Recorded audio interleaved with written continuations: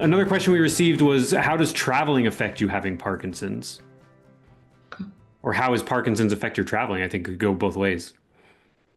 Well, I experienced that this week. Yeah. I got here and I was really excited because I wanted to see my husband present at the conference. So I was like, I'm going to be his groupie. So I'm going to go watch him. And I got up really early and I went to watch him.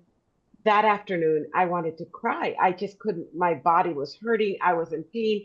The next day, he was like, "You want to get up and have breakfast with me?" I was like, "No, leave me. Let me have my moment to for my body to catch up with my brain, right?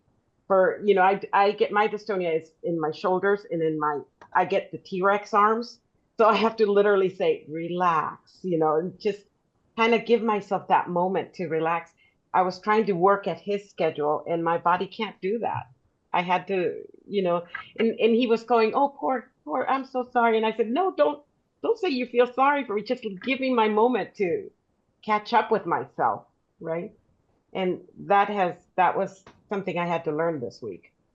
Yeah, I agree with you, Nicole. I think that for me, the thing about travel is most important is having downtime, rest time, because travel, it can be exciting and it can be eye-opening, but it also can be stressful. And I think with Parkinson's, for me at least, I just need the afternoon to take a nap. I need to have some built-in time that I can recover from the stress and time, jet lag, and all the different issues that come up. One thing I do now and will never stop doing is I ask for wheelchair assistance. Even if I don't think that I need it initially going into the trip, at some point I'm going to need it.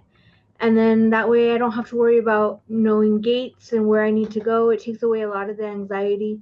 They take you through TSA. It just makes the process so much smoother. Unfortunately, I had to learn that on the hard way when we went to Barcelona for the World Parkinson's Congress. And I ended up spraining my ankle trying to run from one gate to another. And so day one, my ankle was sprained and spent the week like that. So I think part of I have continued to travel, but I travel really differently than I used to. I pad my schedule very much before the trip so that I try to go in as rested as I can. I try to not do too long of flights all on top of each other. If I'm going, for example, overseas, I might try to stop for a little while on the East Coast so that if I can, to adjust my timing and my medication, and so that I'm adapting slowly to that shift, because I find that it's the only way that I seem to now, more than 10 years into this process, do it in a way that I'm not taking 4 or 5 days of my trip time to adjust. But I realize that that's a real privilege, that some of us can plan our lives that way or have family along the way. I understand that that's not always a choice, but I think making accommodations for yourself is really important if you still want to do it. Yeah, another way to do that is maybe think about an alternative way of getting there. Maybe it takes a little more time to take the train, but maybe a train is easier than a flight. Maybe a train is easier than driving.